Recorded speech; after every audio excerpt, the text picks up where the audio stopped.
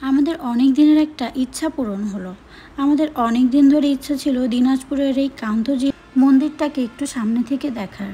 এর আগেও একবার দেখার ইচ্ছা থাকলেও দেখার সুযোগ হয়ে ওঠেনি। যাই হোক, এবার বাসা বগুড়া থেকে আমরা সৈয়দপুর থেকে আমরা তারপর দিনাজপুরের এই মন্দিরটাতে গিয়েছিলাম। আর এটা হচ্ছে মন্দিরের প্রবেশ পথ। সৈয়দপুর থেকে আমাদের এই মন্দিরটিতে যেতে প্রায় 30 কিলোমিটার পাড়ি দিতে হয়েছিল। যাই হোক, এই মন্দির অসাধারণ টেরাকোটার কাজ এবং সৌন্দর্য দেখে আমরা মুগ্ধ হয়ে যাই।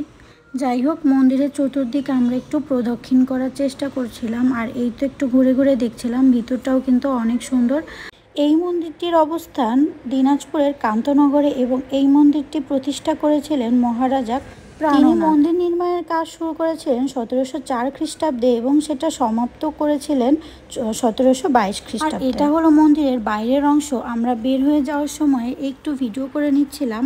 আর বাইরে এত লিচু গাছ ছিল যেটা দেখতে